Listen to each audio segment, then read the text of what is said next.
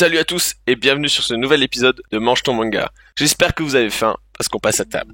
Et si un lancer de dés décidait de toute notre vie? Et si avant notre naissance, on devait lancer un dé et voir à partir du chiffre qu'on obtient ce que nous allons devenir? Eh bien c'est sur cette base que commence l'histoire de Dice. Nous suivons donc Tae, un élève de 17 ans, brutalisé par certains de ses camarades. Pas très beau, petit, toujours la crotte au nez, pas très intelligent, il n'a rien pour lui. Il est amoureux d'Enju, la plus belle fille de son lycée. Mais l'arrivée de Taebin, un élève tout juste transféré, qui est tout l'opposé de notre héros, fort, beau, intelligent, bon en sport et dans tout ce qu'il réalise, va faire changer complètement la vie de Dongtae. Après s'être fait de nouveau brutalisé par certains de ses camarades de classe, Dongtae retourne chercher ses affaires dans sa salle et tombe nez à nez avec Taebin. Lors de cette discussion, Dongtae avoue à Taebin son animosité envers lui-même, ainsi que sa jalousie de ne pas pouvoir lui ressembler. Taebin, à ses propos, lui répond d'une manière des plus étranges. Si tu pouvais renaître, maintenant, si tu pouvais changer tout ça, s'il était possible de changer autant que tu veux. Et il finit par lui proposer de jouer à un jeu. Mais leur conversation est coupée court par l'arrivée d'Enju, que Taebin attendait.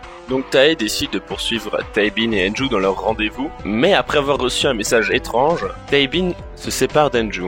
Curieux, Dongtae décide de le suivre. Arrivé en haut d'un immeuble, Taebin semblait attendre quelque chose. Ses réactions étaient étranges, il était d'humeur particulière, en colère ou furieux, attendant quelque chose de précis. Dongtae l'observait depuis la porte qui permettait d'accéder au toit. Quand une étrange lumière apparut, et au milieu de cette lumière, un dé. C'est à ce moment-là que Taebin le remarqua. Dongtae, pris de panique, s'enfuit avec le dé qu'il venait tout juste de ramasser. Dans sa fuite, Dongtae fut rattrapé et mis à terre par Taebin. Mais dans sa chute, Dongtae fit tomber le dé qui roula, passant du bleu au rouge et reçut quelques secondes après un message de X le félicitant d'être devenu un Dicer.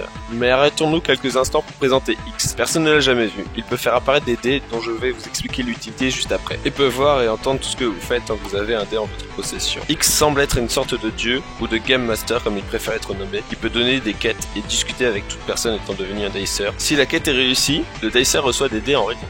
À ce moment-là, le dé que nous recevons ne nous appartient pas encore. Pour le posséder, tu dois le lancer. Il passera alors du bleu au rouge, et le résultat obtenu par le dé sera confirmé. Mais quelle est donc l'utilité? Nous y arrivons enfin. Grâce au résultat de ces dés, vous pouvez augmenter n'importe quelle de vos compétences. Force, taille, aspect, charme, intelligence, etc. Quelle compétence va augmenter Dongtae? Quelle réaction vont avoir ses camarades par rapport à ces nouvelles caractéristiques? Que se passerait-il si les dés se répandaient partout, et que tout le monde pouvait devenir beau, fort et intelligent? Est-ce qu'il est possible de dépasser les capacités humaines grâce au dé, et quelles sont les réelles intentions de X? Eh bien vous pourrez savoir tout ça en lisant Dice sur le site de Jeux et Manga. J'espère que cet épisode vous aura plu et je vous souhaite un bon appétit.